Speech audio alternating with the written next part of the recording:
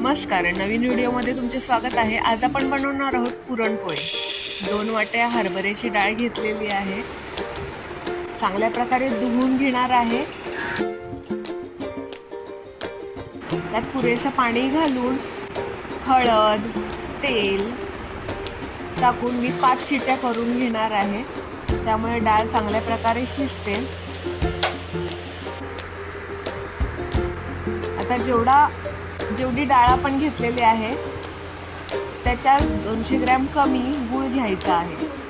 जेवढं तुम्हाला गोड हवा असेल त्याप्रमाणे गोड करायचं आहे। 1 किलो डाळ घेतली तर 800 ग्रॅम गूळ घालायचा आहे। आता पुरण चांगल्या प्रकारे मी परतून घेतलेलं आहे गूळ घालून, त्यात वेलची आणि मीठ टाकलेलं आहे। पुरण आता मी चांगल्या प्रकारे वाटून घेत आहे।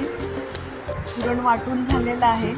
आता आपण कणकीची तयारी करूयात। आता मी गव्हाचं पीठ घेतलेलं आहे, चाळत आहे। त्यात थोडंसं मीठ आणि थोडीशी हळद कलर येण्यासाठी टाकत आहे, नाही टाकली तरी चालेल।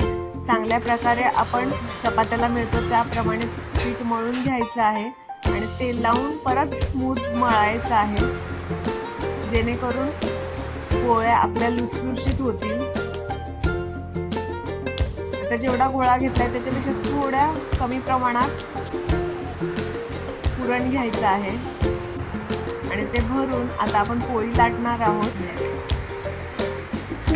जर खाली पोळी चिटकत असेल तर तुम्ही अजून पीठ घेऊ शकता।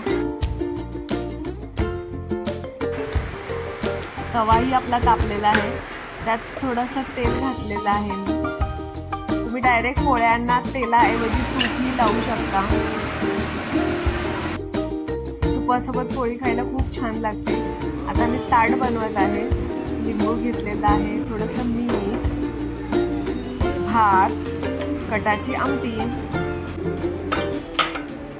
गुळाची गुळवणी घेतलेली आहे, त्यात दूध टाकलेलं आहे आणि 1 चमचा तूप टाकत आहे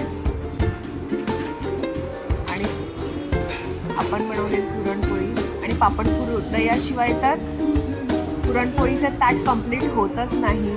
तर रेडी आहे पुरणपोळी। Thank you.